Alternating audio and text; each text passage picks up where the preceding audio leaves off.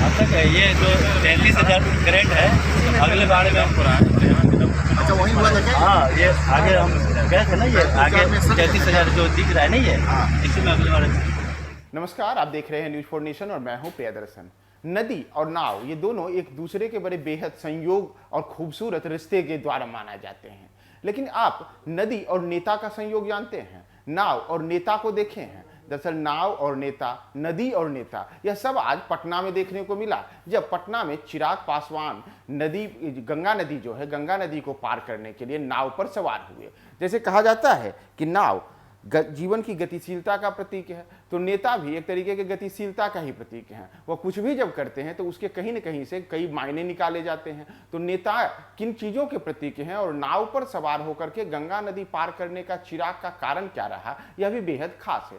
दरअसल चिराग पासवान जो हैं वो आज पटना से राघोपुर जा रहे थे। राघोपुर वैशाली जिले में आता है और यह पटना के एक तरीके से कहें तो उत्तरी, जो गंगा नदी का उत्तरी छोर है, उस ओर राघोपुर विधानसभा क्षेत्र आता है। राघोपुर विधानसभा क्षेत्र में ही वहां के पूर्व विधायक हुआ करते थे भोला राय, जिनका 2 दिन पहले निधन हुआ। वो लालू यादव के बेहद खास माने जाते थे। लालू यादव के बेहद खास इसलिए माने जाते थे क्योंकि उन्होंने लालू यादव को सबसे पहली बार अपनी सीट, यानी कि जो राघोपुर विधानसभा क्षेत्र था, वहां से भोला राय चुनाव लड़ते थे और 1995 में उन्होंने अपनी सीट लालू यादव के लिए छोड़ दी और बाद में लालू यादव वहां से विधायक बने। बाद में उनकी पत्नी राबड़ी देवी और उसके बाद उनके बेटे तेजस्वी यादव भी राघोपुर विधानसभा क्षेत्र का प्रतिनिधित्व करते हैं।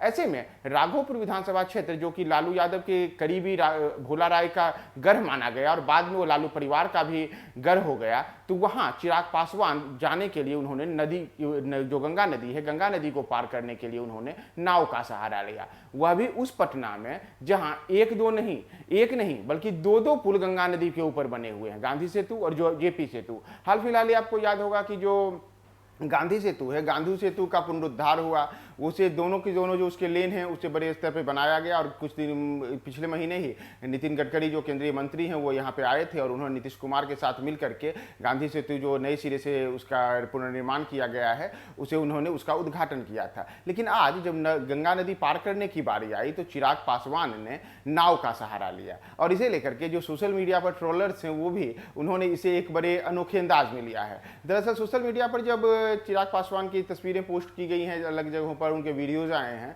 तो उसके बाद लोगों ने कहा कि नीतीश जी, एक तरफ तो आप पटना में गंगा नदी पे 2 पुल बनाने की बात करते हैं, आप दावे करते हैं कि बिहार के हर जगह पे जाने के लिए सड़क संपर्क स्थापित है, लेकिन आप देख लीजिए कि आप ही के राज में जो लोजपा रामविलास के राष्ट्रीय अध्यक्ष हैं चिराग पासवान, वो इन चिराग पासवान को राघोपुर जाने के लिए आज भी नाव का सहारा लेना पड़ता है। वह भी उस समय जबकि गंगा उफन रही है। ऐसे इन दिनों जो यह महीना है, भादों का महीना, इस समय गंगा नदी अपने खतरे का जो जलस्तर होता है उसे उसका की सीमा को पार कर चुकी है और चाहे गांधी घाट हो, हथिदा हो, कहलगांव हो, बक्सर हो, सभी जगहों पर गंगा खतरे के निशान को पार करके बह रही है। तो उफनती गंगा को पार करने के लिए चिराग पासवान ने बड़े जज्बे और जोश को दिखाते हुए आज नाव का सहारा लिया और नाव का सहारा लेकर के वो राघोपुर पहुंचे। राघोपुर उनका पहुंचना इसलिए बेहद आज खास रहा क्योंकि उन्होंने गंगा नदी को पार करने के लिए नाव का सहारा लिया। राघोपुर पहुंच करके उन्होंने लालू यादव के जो सबसे खास माने गए भोला राय, उन्हें अपनी श्रद्धांजलि दी। जो शोकाकुल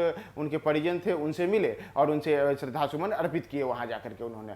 तो नदी यानी गंगा नदी को पार करने के लिए चिराग पासवान ने नाव का क्यों सहारा लिया, इसके ऊपर ये थी हमारी विशेष रिपोर्ट न्यूज